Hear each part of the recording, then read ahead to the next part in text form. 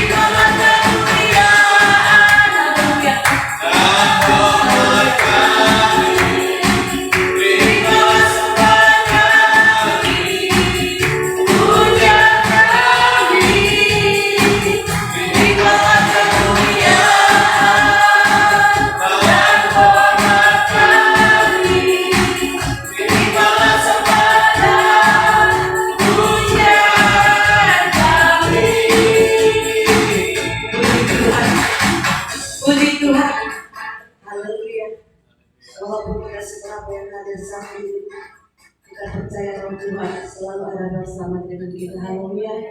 Sebentar kita akan mendengarkan kebenaran firman Tuhan. Mari siapkan hati dan pikiran kita saat ini diisi oleh kebenaran firman Tuhan. Katakan bagi Tuhan saat ini, Tuhan, kami siap mendengar suara-Mu ya Tuhan saat ini. Tuhan, kami siap membuka hati kami untuk kebenaran firman-Mu Tuhan. Lingkupi kami ya Bapa. Karena lewat firman Tuhan jawaban setiap dari masalah kami Tuhan. Karena lewat firman Tuhan kesembuhan akan terjadi ya Bapa. Lewat kebenaran firman saat itu Tuhan pemulihan akan terjadi di tempat ini ya Bapa. Berfirmanlah Engkau Tuhan. Berfirmanlah Engkau ya Bapa. Kau telah buktikan cinta-Mu padaku. Haleluya Tuhan.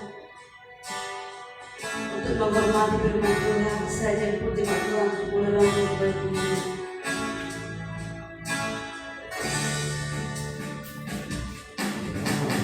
Telah buktikan cinta-Mu padaku, Kau membayarku dengan hidupmu. Ku bersyukur yang ada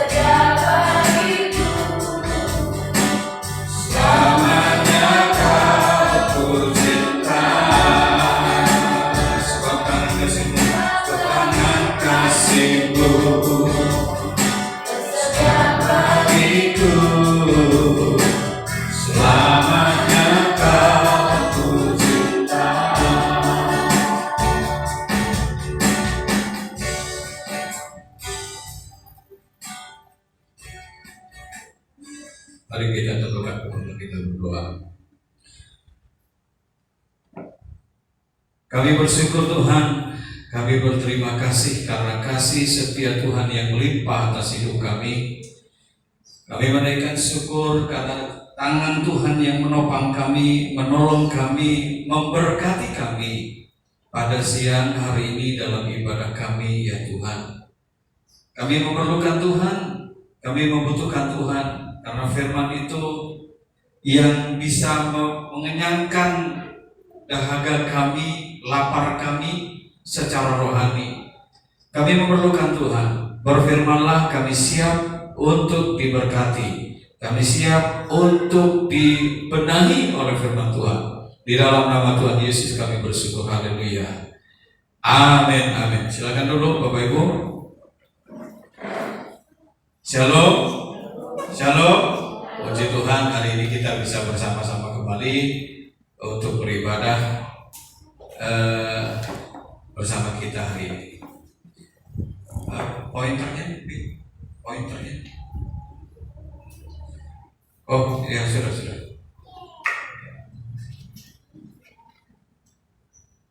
Bapak Ibu, kita belajar hari ini tentang bagaimana kita bisa diberkati.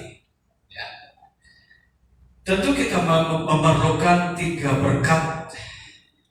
Tiga berkat ini yang diberikan oleh Tuhan kepada jemaat Philadelphia. Ya, ada beberapa jemaat yang dicatat di dalam Wahyu. Ya, salah satunya kita akan bahas siang hari ini. Nah, jemaat Philadelphia menerima berkat Tuhan itu berkat yang pertama, berkat mujizat. Yang kedua, berkat secara jasmani, itu berkat yang melimpah. Yang ketiga adalah berkat perlindungan. Ini luar biasa Bapak Ibu.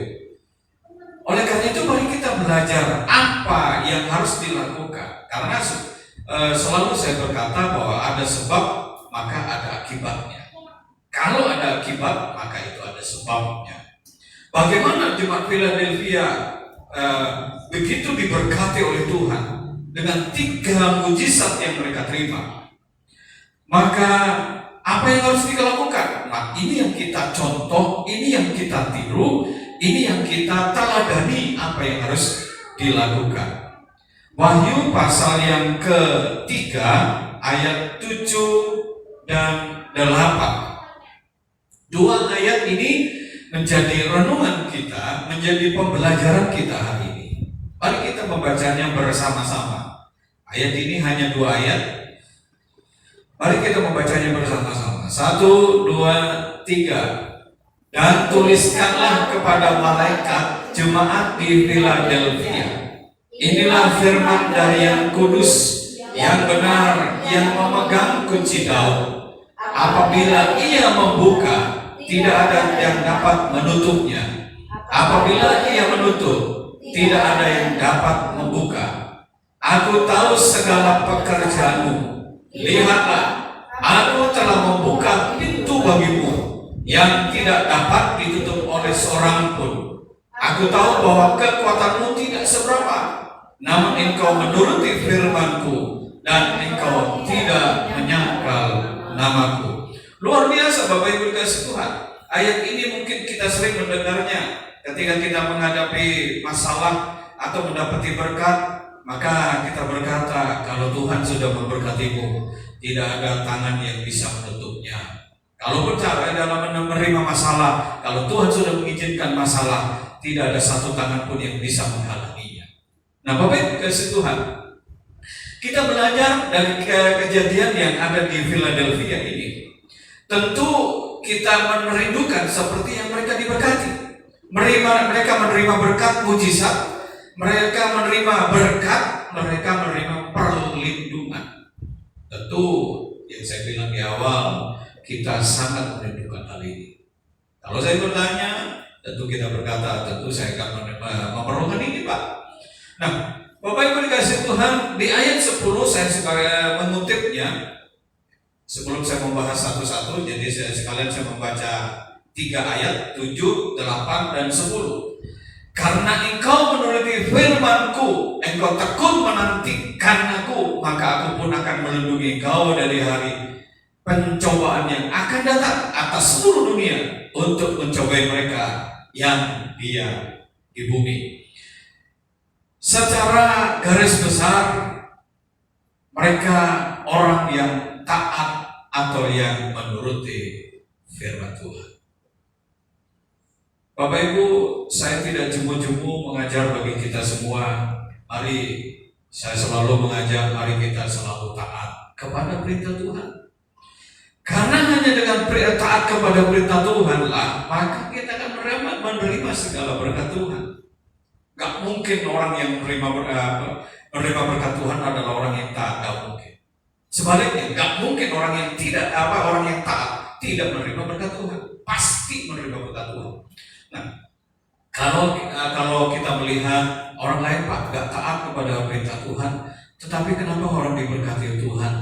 Bapak Ibu, orang yang diberkati Tuhan secara jasmani itu tidak luput dari apa yang mereka tabur. Mungkin mereka diam, mungkin mereka rajin, mungkin mereka dia tekun dalam mengerjakan sesuatu. Berhak dia mendapatkan hal itu. Ya, dia berhak mendapatkan hal itu. Oleh karena itu saya selalu mengajar, perhatikan apa yang kita tabur, perhatikan apa yang kita buat. Karena apa yang kita buat, apa yang kita tabur, itu yang kita terima. Gak mungkin tidak. Gak mungkin kita tidak menanam kemudian kita bisa menikmati pisang. Gak mungkin. Kita harus menanam pisang dulu, baru bisa menikmati pisangnya. Kecuali kalau bicara di dunia uang itu bisa berbicara, tetapi soal berkat Tuhan tidak bisa lepas hal itu. Oleh karena itu kembali kepada firman Tuhan. Orang yang taat beda dengan orang yang tidak taat. Orang taat tentu diberkati secara jasmani, secara rohani di dunia maupun di kemudian hari. Nah, kalau yang tidak taat, kita melihat ada orang yang tidak menyembah Tuhan, atau ada bangsa yang tidak memuliakan Tuhan, tetapi kok sepertinya diberkati, dia maju, dia kuat. Ya karena memang dia melakukan hal yang giat, yang tekun, dia belajar dengan rajin, ya tentu dia akan menikmati hasilnya. Dia bisa melakukan sesuatu yang besar dalam hidup ini. Tetapi bedanya dengan kita adalah kalau kita menikmatinya itu luar dalam. Artinya luar dalam, saat di dunia kita bisa menikmati, saat di akhir nanti dalam kehidupan kita juga menikmati. Kalau orang dunia bisa menikmati, yang tidak mengenal Tuhan bisa sukses, dia menikmati hanya sementara, sesaat, tetapi setelah itu tidak menikmati, bahkan sudah tersedia ratap dan getar gigi. Nah, Bapak Ibu dikasih Tuhan, ini bedanya. Jadi kalau kita yang taat, kita diberkati secara jasmani, baik di dunia maupun setelah nanti kita pulang ke rumah Bapa di surga.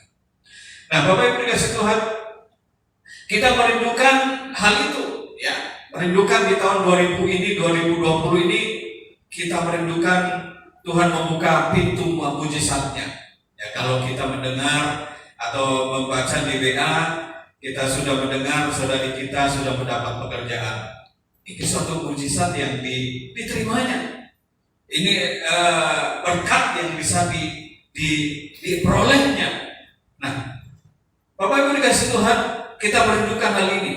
Ya, semua jemaat yang belum bekerja, saya berdoa setiap pagi, saya sebut namanya satu-satu. Tuhan tolong buka jalan. Dan saya merindukan dalam tahun 2020 ini, meskipun di penghujung tahun ini kita tetap akan mengalami apa yang namanya mujizat, apa yang namanya diberkati, apa yang namanya dilindungi oleh Tuhan. Terlebih saat ini musim pandemi COVID ini banyak yang terpapar, ya, tidak pandang bulu dan tidak pandang usia, semuanya akan mengalami. Tetapi orang yang taat kepada Tuhan akan mengalami mujizat. Mujizat seperti apa kita akan lihat nanti. Mujizat seperti apa, diberkati seperti apa, dilindungi seperti apa. Tentu kita mengharapkan hal itu. Nah, Bapak Ibu dikasih Tuhan, jemaat Philadelphia mengalami mujizat ini, mengalami 3 pintu yang dibukakan oleh Tuhan. Tentu hanya satu, dia taat kepada perintah Tuhan. Nah, pertanyaan yang dasar, Bapak Ibu, pintu taat yang seperti apa sih? Kan begitu. Kalau kita berkata seperti tadi, jemaat Philadelphia diberkati dengan 3 pintu dibukakan, pintu mujizat, pintu berkat, pintu perlindungan, kemudian taat kepada perintah Tuhan. Itu syaratnya. Itu dari dampak apa yang dilakukan jemaat, yaitu taat kepada perintah Tuhan. Jemaat Philadelphia taat kepada perintah Tuhan. Pertanyaannya, taat perintah Tuhan yang seperti apa? Nah, kita belajar hari ini melakukan firman Tuhan atau taat kepada perintah Tuhan. Tentu saya akan mengangkat 3 jenis firman Tuhan yang diangkat oleh firman Tuhan yang kita dengar saat ini. Kita belajar yaitu Wahyu 3 ayat 7, 8, dan 10. Taat yang seperti apa? Yang pertama, taat kepada Tuhan dengan setia. Kesetiaan kita di dalam mengiring Tuhan. Kesetiaan kita di dalam mengikut Tuhan. Nah, dalam mengikut Tuhan, mengiring Tuhan ini tentu ada bentuk aplikatif yang nyata, yaitu kita setia kepada tugas, setia kepada keluarga, setia kepada apa yang Tuhan sudah percayakan bagi kita. Tentu itu bentuk kesetiaan kita kepada Tuhan. Karena kesetiaan kepada Tuhan itu masih abstrak. Nah, abstrak ini bisa kita buktikan dalam tindakan nyata hidup kita. Setia kepada keluarga. Saya kaget ketika saya membaca di literatur di dalam majalah cetak, di mana Amerika Serikat di tahun 60-an saja dari 10 pernikahan 1 pasangan yang bercerai. Bagaimana dia berkata setia kepada Tuhan? Kepada pasangan saja tidak setia. Kemudian di tahun 2014, berapa tahun itu? 34 tahun. 44 tahun. 54 tahun dari 10 6 bercerai.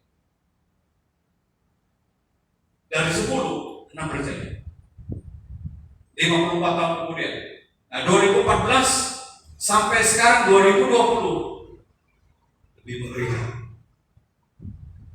Kalau tidak saya baca salah ingat saya, itu dari 10 8 yang mencari. Bagaimana kita bisa berkata aku setia kepada Tuhan? Ini bentuk dalam keluarga.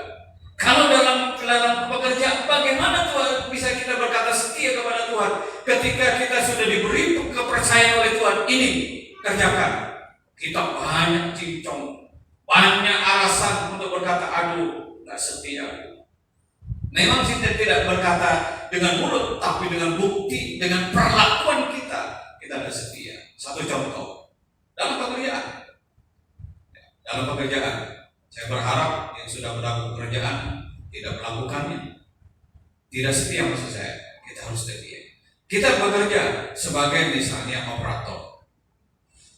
Memang operator mungkin pekerjaannya sederhana dan gajinya kecil. Mungkin saya nggak ngerti seperti apa operator. Tapi kalau kita sudah tanda tangan, artinya itu sudah menyetujui dan kita mau melakukan dengan yang terbaik. Maka ketika kita tanda tangan sign kontrak, kemudian kita melakukannya, terima gaji, itu seharusnya Seharusnya kita setia dalam pekerjaan itu. Setia dalam artinya kita melakukan semaksimal mungkin dan kerja nggak boleh telat. Maka sehingga kalau perusahaan untuk mengantisipasi supaya nggak telat, dibikin peraturan lewat dari 5 menit potong gaji. Kan itu sebetulnya ingin memaksimalkan pekerjaan kita.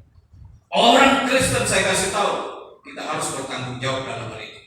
Dan orang yang bertanggung jawab hal itu adalah orang yang sebetulnya bukti dia setia kepada Tuhan.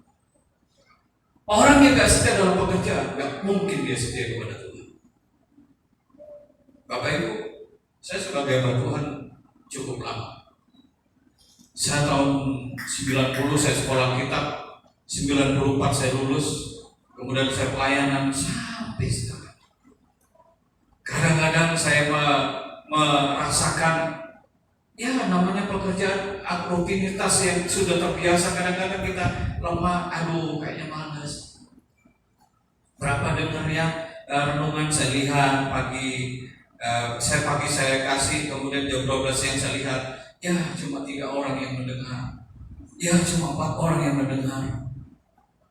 Kadang-kadang saya lihat ini yang biasanya mendengar, hari ini kok gak mendengar ya, saya tunggu, oh rupanya jam 1 baru dengar.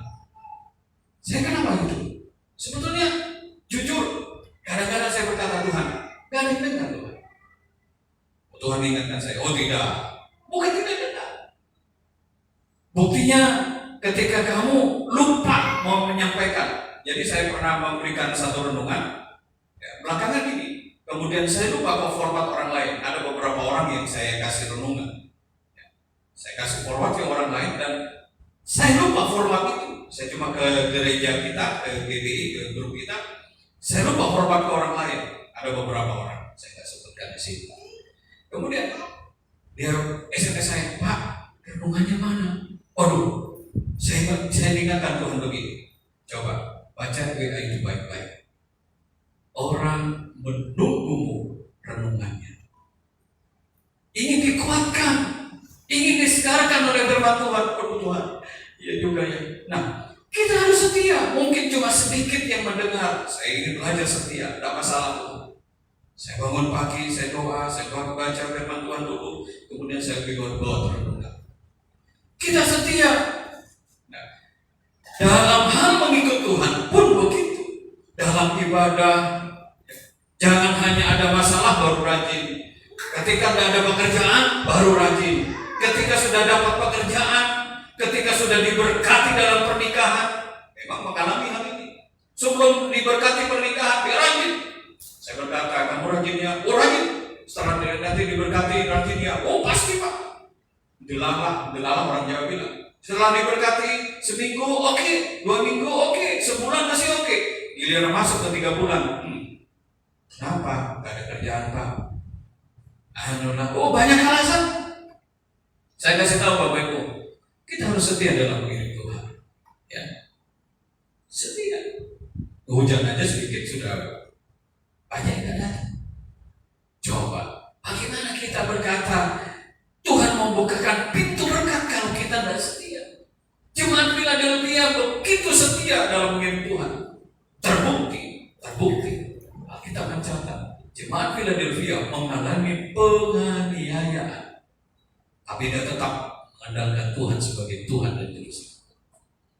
Ini bentuk kesetiaan yang tidak bisa kita harus tutup mata. Kita harus melihat mata kita dengan baik-baik bahwa kesetiaan dalam mengiring Tuhan itu diperlukan. Bukan saat kita mendapatkan masalah baru kita nangis-nangis Tuhan, berseru-seru, berteriak-teriak sampai meneteskan air mata, Tuhan tolong kami. Setelah diberkati, goodbye. Di mana kesetiaan? Yang saya bilang tadi, pernikahan setelah diberkati hilang. Sebelum bekerja dia datang berdoa, dia minta doa Pak, tolong doakan. Saya nggak ngomong di sini, di sana. Ya, di sini nggak ada. Oke, kita doain setelah setelah bekerja. Kenapa ke gereja? Wah, saya kan Pak overtime sampai minggu. Padahal minggu perusahaannya sebetulnya boleh tidak datang, tapi karena kalinya itu kan ada yang kali 2, kali 3, akhirnya dia datang. Saya tahu itu sebetulnya. Kalau memang nggak bisa ya lain cerita, gitu kan? Bisa diganti dengan hari lain. Nah, Bapak Ibu dikasih Tuhan, mari kita belajar setia di dalam mengiring Tuhan. Ya. Baik kita saat kita seakan-akan belum diberkati, ataupun kita sudah merasa diberkati. Ya. Baik kita lagi badan kita tidak sehat, ataupun kita sudah sehat segar bugar. Banyak orang ketika sakit baru menyebut nama Tuhan. Ya. Setelah sakit sudah napasnya 1-2, maksudnya 1-2 antara 1 nanti mau hilang gitu. Baru ingat Tuhan, tolong saya. Nanti kalau saya sudah sembuh, saya janji Tuhan rajin ke gereja. Biarpun hujan, saya tetap ke gereja Tuhan. Tidak dikasih sehat, ada aja alasannya. Di mana kesetiaan kita? Di mana yang namanya setia dalam mengiring Tuhan? Nah, setia dalam mengiring Tuhan itu bisa dilihat dari setia kita dalam bekerja, setia dalam keluarga, dan seterusnya. Nah, Bapak Ibu dikasih Tuhan, mari kita belajar untuk setia di dalam mengikut Tuhan. Ya, yang kedua, memiliki kasih. Philadelphia itu sebetulnya artinya kasih persaudaraan. Ya. Di dalam Matius 6, perintah untuk mengampuni adalah wujud dari sifat kekristenan. Ketika hidup penuh kasih, tidak ada dendam, akar pahit, karena itu akan menghantui pikiran kita, maka akan membukakan pintu berkat. Nah, Bapak Ibu dikasih Tuhan, kasih ini berhubungan, bertalian erat dengan sifat kekristenan. Orang Kristen itu disebut orang yang penuh kasih, karena Allah sendiri menyebutnya Allah itu adalah kasih. Tidak mungkin orang Kristen tidak memiliki kasih.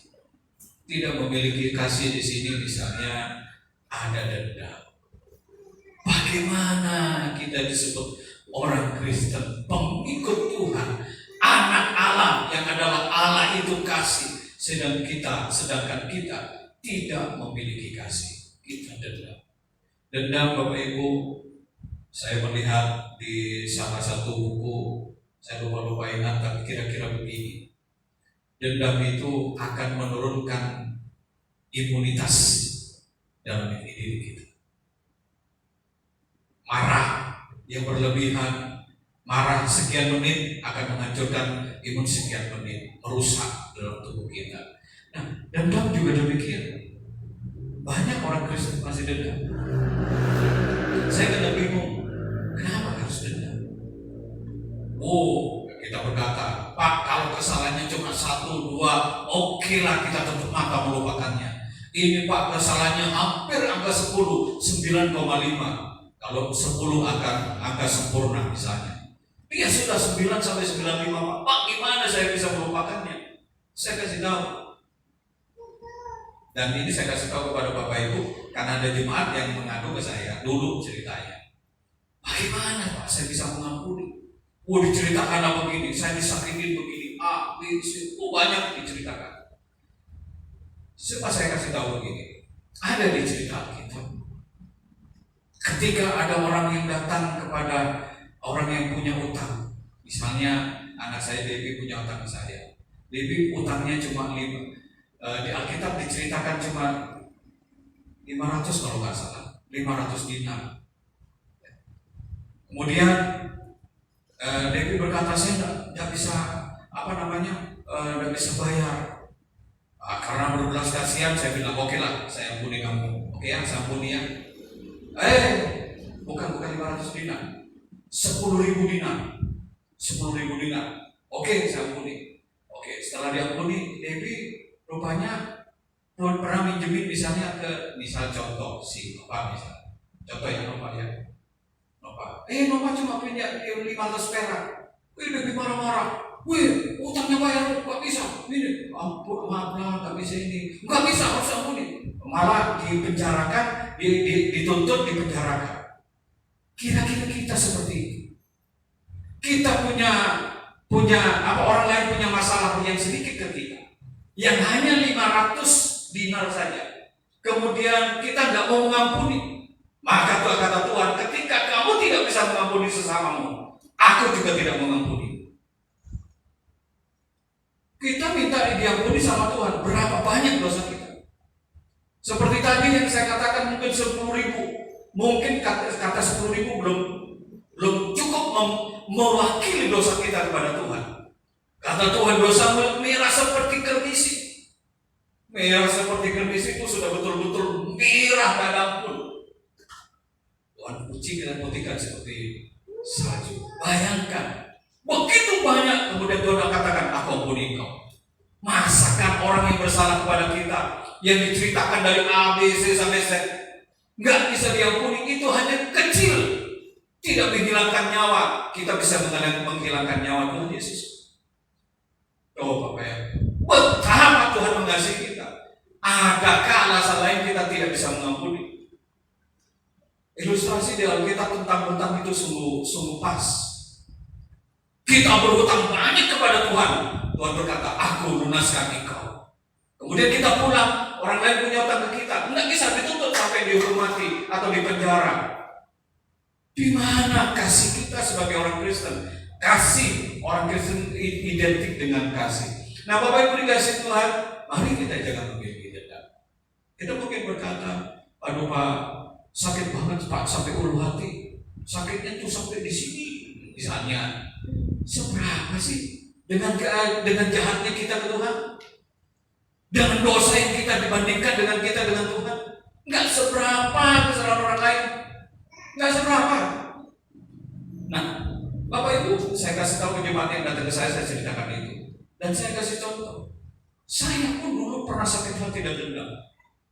Begitu saya dendam dan sakit hati. Tapi ketika saya melihat betapa Tuhan mengasihi aku, waduh, nggak seberapa ya.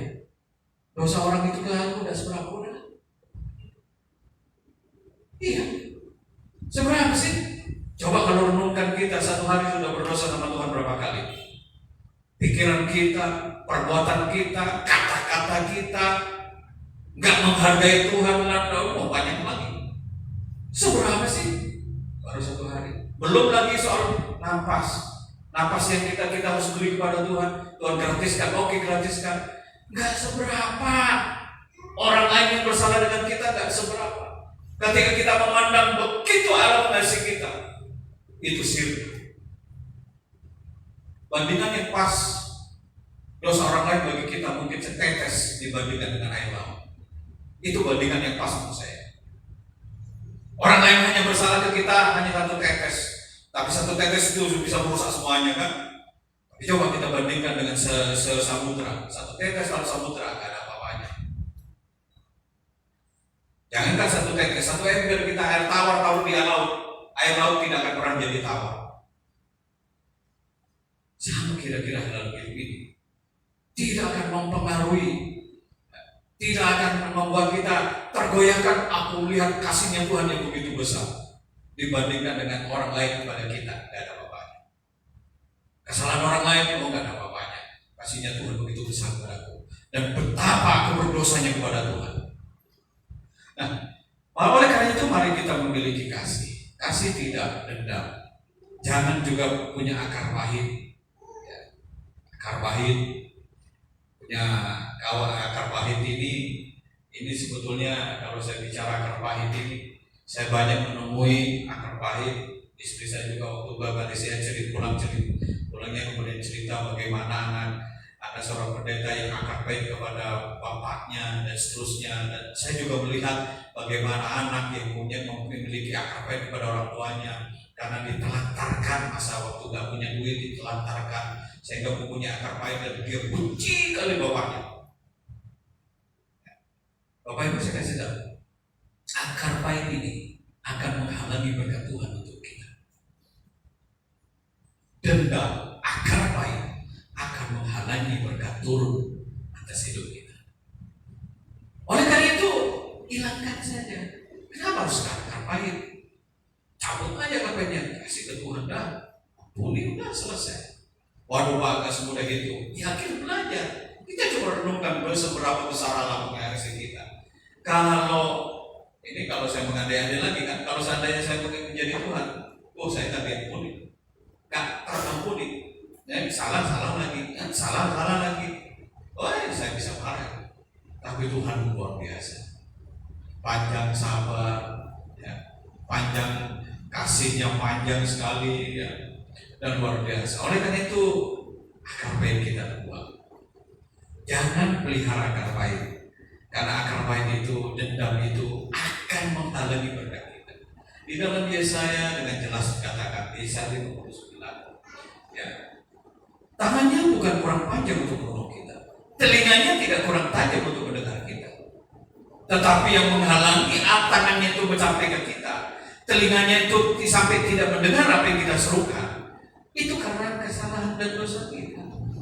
Dosa akar pahit lah, dosa dendam lah, itu yang menghalangi pintu berkat terbuka atas kita. Jemaat Philadelphia tidak mengalami hal itu. Dia tidak dendam bagi orang yang menyakitinya, yang mengancam nyawanya, yang mengancam hidupnya. Tidak peduli, aku tetap mengikut Tuhan. Wah, luar biasa. Pantesan Tuhan memberkati jemaat Philadelphia.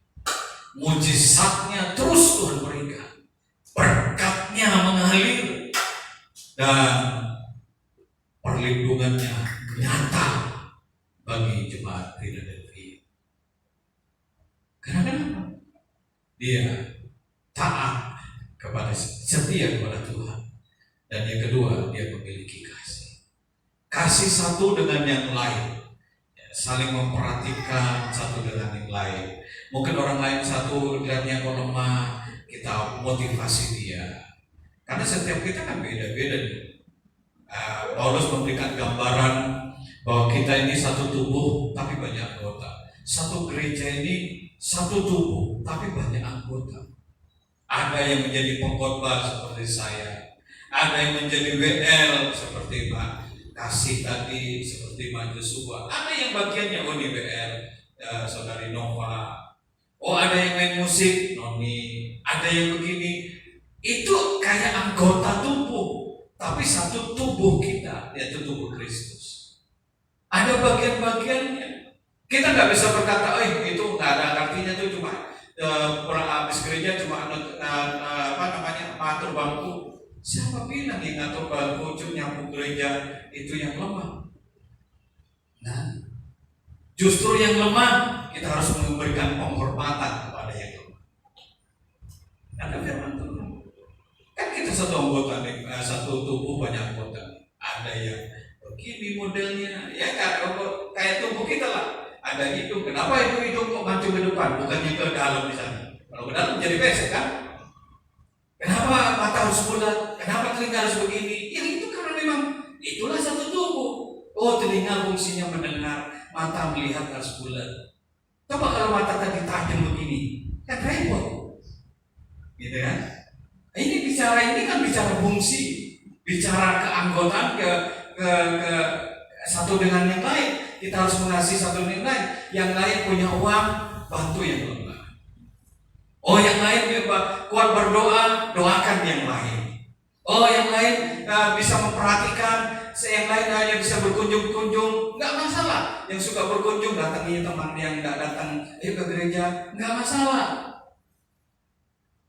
Karena itu satu anggota, itulah bentuk kasih kita kepada sesama. Oleh karena itu kita harus melakukan fungsi kita, perhatikan satu dengan yang lain dengan kapasitas kita. Kita satu anggota banyak, satu tubuh banyak anggota, ya. Kemudian miliki kasih, Bapak Ibu. Yang ketiga, hidup dalam kesatuan. Nah, satu gereja yang banyak anggota ini saling memperhatikan dan hidup menjadi satu, kesatuan. Bekerja bersama dan kerja bersama-sama. Bekerja bersama artinya semua harus bekerja. Ayo, semua aktif. Kalau yang mengangkat pujian, menyuruh pujian, ayo berdiri, ayo menyanyi. Kita sama-sama bersatu. Bapak Ibu, ketika kita bersatu, luar biasa. Mazmur 133, Tuhan berkata, ketika kita kelihatan bersatu, kesanalah Tuhan memberitakan berkat. Tuhan memberitakan berkat bagi orang yang bersatu. Oleh karena itu bersatu di dalam gereja, bersatu di dalam keluarga. Coba dalam keluarga tidak ada kesatuan. Yang satu mentang-mentang nyari duit seenaknya, yang di rumah seenaknya, semua seenaknya, hancur itu keluarga. Tapi kalau bersatu, ayo kita bersatu nih, kita mau beli rumah nih misalnya, suami dapat, kita atur baik-baik ya, anak juga kerjasama ya, kamu yang salahnya jajan 3.000 sekarang 1.000 aja ya. Jadi ada kesatuan. Orang yang demikian, saya pastikan perintah Tuhan memberitakan berkat bagi keluarga kita. Masing-masing kita punya kapasitas, dan kapasitas ini ayo kita lakukan bersama-sama. Yang cari uang yang bagus. Kemudian yang mengatur bagian keuangan, atur bagian keuangan dengan bagus. Yang belajar dengan bagus sebagai anak dan seterusnya. Masing-masing kalau kerja dalam porsinya, Tuhan akan memberitakan berkat kita. Ini yang disebut dengan hidup dalam kesatuan. Tapi sebaliknya, kalau kita nggak hidup dalam kesatuan, tidak hidup dengan sesuai dengan kapasitasnya, kayak saya yang biasa bisa khotbah, saya main musik, saya pegang mau HP, semua saya pegang, apa jadinya? Nggak bisa dong. Kecuali memang nggak ada orang, nggak ada yang lain cerita. Tapi kalau ada yang mampu, ya sudah kasihkan. Oh ini bagian ini. Coba kalau saya dari awal sampai akhir saya semua terus, nggak ada kesatuan. Dalam keluarga begitu. Yang cari uang, oke, pulang rumah nyapu, ngepel semua dipegang suaminya. Nggak ada kesatuan namanya. Ya boleh nyapu, tapi maksud saya tidak bisa di tangannya semua gitu. Harus ada fungsinya dan bekerja sesuai dengan fungsinya. Dalam gereja pun begitu. Seorang gembala. Makanya saya tidak pernah mentaati sebagai gembala, bagiannya ini, bagian musik sebagian PWL sama ibu urusannya udah ibu yang ngatur. Saya tidak terlalu ini, coba kadang-kadang saya bantu main musik kalau nggak ada main musik. Jadi mari kita bersatu ya. Seberat apapun dalam hidup ini, dalam gereja, dalam keluarga, kalau kita bersatu, kita akan kuat dan kita bisa mengatasi. Contoh nggak usah jauh-jauh bangsa kita. Bangsa kita secara logika nggak mungkin bisa melawan penjajah, baik penjajah Jepang maupun Belanda. Nggak mungkin. Secara logika ya. Kenapa? Karena Jepang atau Belanda itu orang pintar. Yang kedua, kapasitasnya sebagai tentara terlatih dan alat perangnya canggih. Gak mungkin. Tapi karena bersatu, Indonesia bersatu hanya dengan bambu runcing kan, katanya kan, bisa mengalahkan itu. Hal yang sama. Seberat apapun masalah kita hadapi, apalagi sekarang pandemi kan, kalau kita bersama-sama menghadapinya, bersatu, kita bisa melawannya. Masalahnya Indonesia tidak bersatu. Pemerintah keluar pakai masker, bermacam-macam cara, ya, pakai masker, ya kan? Kemudian ada yang sebagian yang suka pakai masker seenaknya, ya kan? Mana bisa Indonesia mau bebas dari pandemi? Bisa aja. Sama ini dalam keluarga. Ayo kita menghadapi masalah di krisis, ke ekonomi sekarang lagi begini, pekerjaan sulit, kita dapat puji Tuhan mendapat penghasilan, biarpun cuma basic. Ayo kerjasama, ada kesatuan, kita duduk sama-sama untuk apa ini? Diatur dan kita bekerja sama. Yang tadinya anak jajannya sekian dikurangi, suami yang begini dikurangi, yang harusnya bensin dikurangi. Semua dikurangi, diatur supaya ketika ada kesatuan, masalah yang katanya besar, masalah yang sulit, maka kita teratasi. Bapak Ibu, kami sekeluarga kasih contoh bagaimana kita hidup dalam kesatuan. Seberapa berat masalah yang kita hadapi, kita bisa bertahan. Saat ini kami memiliki beban tanggung jawab cukup besar dalam rumah. Sedangkan anak sekolah, tahu sendiri anak sekolah nggak sekolah, sekarang nggak sekolah harus online, gajinya pembayarannya pun dari sekian anak berapa orang itu pun nunggak segala macam. Sedangkan tanggungan rumah nggak bisa tertunda, maka kita harus bersama-sama duduk. Ayo, yang tadinya begini, nggak usah begini dulu. Ayo gini. Diatur. Puji Tuhan sampai saat ini, sampai detik ini, tidak tertunggak. Kenapa? Karena kita bersatu. Hidup dalam kesatuan, bersama-sama. Seberat apapun masalahnya kita bersama-sama dapat menanggung.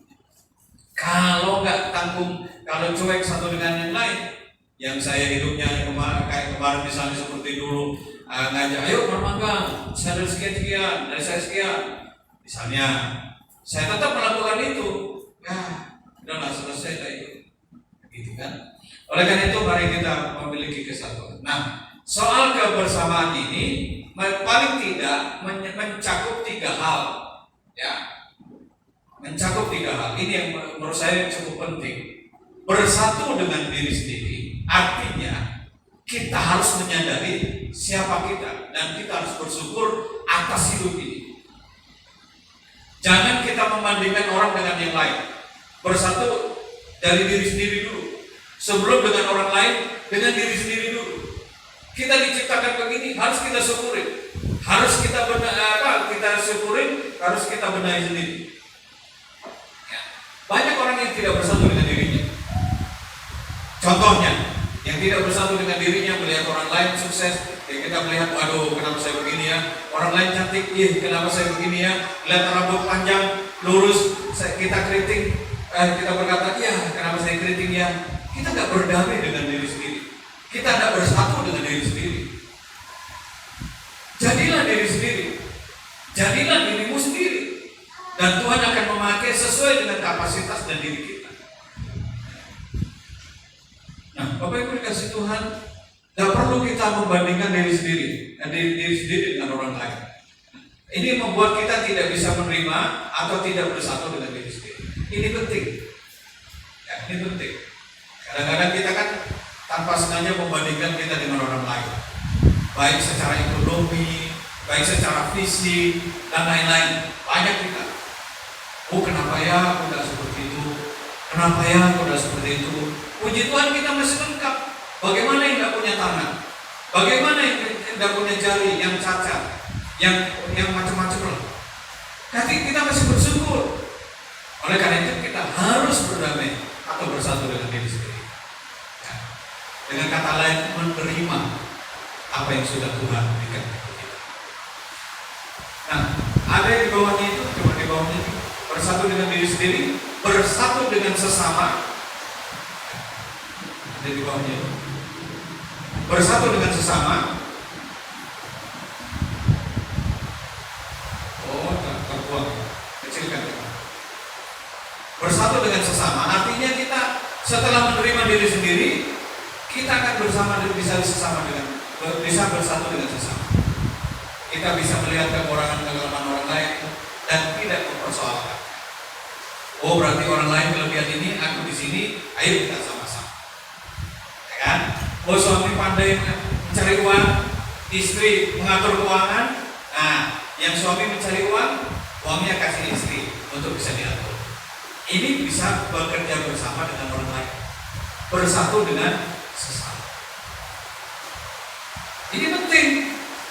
Awal dari diri sendiri. Setelah itu bisa bekerja bersama dengan orang lain. Ya. Nah, setelah itu baru bersama dengan Tuhan. Ya, bersatu dengan Tuhan. Ini stepnya, ini tingkatannya. Oleh karena itu Bapak Ibu dikasih Tuhan, mari kita belajar untuk hidup dalam kesatuan. Mulai dari sendiri-sendiri. Ya. Jangan melihat orang lain dari sendiri. Apa kelebihanku? Tuhan mau pakai apa dengan aku? Oh, aku pandai begini.